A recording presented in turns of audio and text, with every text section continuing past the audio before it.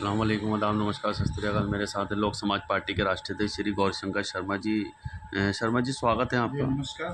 Sharma ji, high court जजों की नियुक्ति को लेकर जो ऐसे जस्टिस यशवंत वर्मा पे अभी सवाल उठे उन पर, उनके घर में आग लगी, नोटों के मंडल मिले, सुप्रीम कोर्ट भी उन्होंने साझा की तस्वीरें, तो क्या कहना चाहते हैं? देखिए, जब हाई कोर्ट एक्ट 1861 में पास हुआ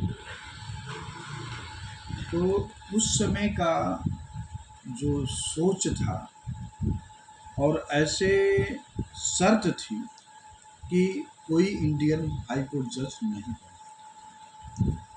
क्योंकि उसमें था कि शुरुआत में स्कॉटलैंड या आयरलैंड का बैरिस्टर हो, इसमें आईसीएस रहा हो और 3 साल जुडिशियल वर्क किया हो, सदर अमीन या लघु न्यायालय में 5 साल का जज रहा हो। तो ये तो इंडियन कोई कर नहीं पाता था। तो उसी परंपरा को 1935 गवर्नमेंट ऑफ इंडिया एक्ट में किया गया कुछ सुधार के साथ। और फिर जब संविधान भारत का लागू हुआ 1950 में 26 जनवरी, तो उसमें आर्टिकल 217 पार्ट 2 में ये व्यवस्था की गई कि भारत का नागरिक हो और हाई कोर्ट में 10 साल का प्रैक्टिस किया हो या 10 साल जुडिशियल न्यायिक सेवा में काम किया हो, चाहे वो जज रहा हो या जुडिशियल ऑफिसर स्टेट या सेंट्रल गवर्नमेंट में रहा हो। तो इस तरह की शर्त है। अब यहाँ पर पहले भारत सरकार चीफ जस्टिस ऑफ इंडिया से कंसल्ट करती थी और उस chief justice of India consult chief justice high court और गवर्नर से कंसल्ट करती थी।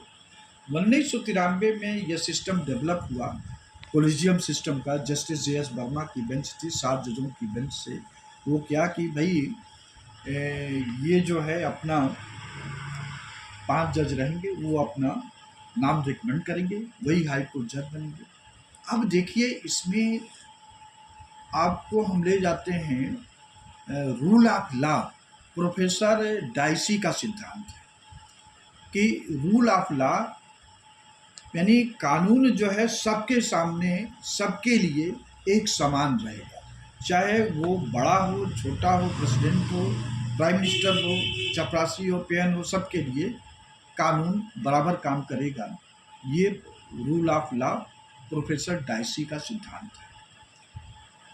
अब इस देश में हो क्या रहा है कि रूल ऑफ लॉ एक नियम बन के रह गया, प्रैक्टिकल में नहीं है।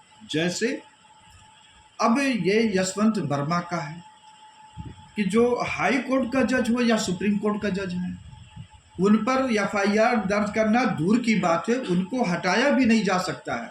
और हटाए भी जाएंगे तो संसद के द्वारा 2/3 बहुमत के द्वारा पास होगा दोनों सदन में, तब जाकर के वो होगा और उस बीच उनको सुनवाई का मौका मिलेगा। तो ऐसे कई अवसर आए हैं।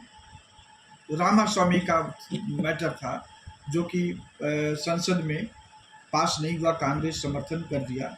और भी ऐसे मैटर थे जिसमें कि वो महाभियोग के नहीं कर दिया।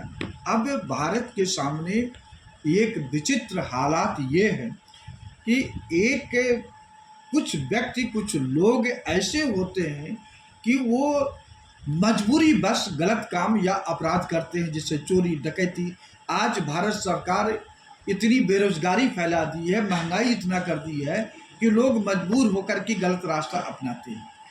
तो एक व्यक्ति जो मजबूरी में अपराध कर रहा है, चोरी कर रहा है, डकैती करता है, गलत तरीके से धन अर्जित कर रहा है, और दूसरी तरफ यशवंत वर्मा जैसे लोग जज हैं जो कि उनको कोई मजबूरी नहीं है, कोई चीज़ की कमी नहीं है। भारत सरकार का कम से कम एक जज, हाई कोर्ट के जज के ऊपर 10 से 15 लाख रुपया खर्च होता आवास और पूरी सुविधा को लेकर के, उसके बावजूद में ऐसा देखने में आ रहा है। तो अब समय की पुकार है, देश के लोगों की पुकार है और खास करके लोक समाज पार्टी का चिंतन इस पर यह है कि चाहे हाई कोर्ट के जज हों, सुप्रीम कोर्ट के जज हैं, गवर्नर हों, वाइस चांसलर हों और आईपीएस आईएएस जितने नौकरशाह हैं, राज्यों के जो मंत्री हैं और जो सेंटर के मंत्री हैं, सभी लोगों पर यह कानून बनना चाहिए नए सिरे से कि महाभियोग की कोई बातें नहीं रहेगी। अगर आप गलत किए हो, धन गलत तरीके से संग्रह किए हो, 1 करोड़ से ज़्यादा रहेगा। लोक समाज पार्टी का चिंतन यह है कि 1 करोड़ से ज़्यादा मिला उनको सीधे मृत्युदंड दिया जाए, ना कोई मर्सी पटिशन ना कुछ नहीं, ये है। अगर ऐसा हो जाता है निश्चित ही लोग डरेंगे। आज कोई ऐसा नहीं, आप अब जस्टिस वर्मा क्या हुआ, इतनी संपत्ति मिली, आगे हो सकता और हो किसकी संपत्ति कोई जांच नहीं, बल्कि भारत सरकार ने तो ये भी कहलवा दिया था कि ये अफवाह है, कोई पैसा नहीं मिला। लेकिन सोशल मीडिया में जब पूरा चलने लगा तो इसमें ये किए। तो इसीलिए लोक समाज पार्टी का इस पर चिंतन ये भी है कि जो हाई कोर्ट के जज बने उसके पहले आप हाई कोर्ट जुडिशियल कमीशन बनाइए, वो लिखित परीक्षा का आयोजन करें जिससे वो आयोजन की जिम्मेदारी प्रोमिनेंट लॉ प्रोफेसर की दी जाए 15-20, और जो पास हो वो हाई कोर्ट जज बने। इंटरव्यू 10 नंबर से ज़्यादा नहीं होना चाहिए, क्योंकि इंटरव्यू में आईएएस और यूपीएससी वगैरह स्टेट सर्विस कमीशन में जो वहाँ पर बैठे लोग होते हैं, अपने पे लोगों को जो कम नंबर पाए रहते हैं इंटरव्यू में ज़्यादा नंबर करके आगे बढ़ा देते हैं या उनको पास कर देते हैं। जो दूसरे लोग होते हैं कम नंबर, जो ज़्यादा नंबर पाए होते हैं इंटरव्यू में कम नंबर देकर उनको पीछे कर देते हैं। तो जब 10 ही रहेगा तो 10 में से अगर 10 दे दोगे तो भी तो नहीं कवर कर पाएंगे। तो लोक समाज पार्टी का चिंतन इस पर ये है, और साथ ही में ये है कि जो उस कमीशन के लोग रहेंगे उनके खिलाफ भी जिम्मेदारी रहे कि अगर गलत अपॉइंटमेंट करोगे तो तुम्हारे खिलाफ कम से कम 10 साल की सजा होगी।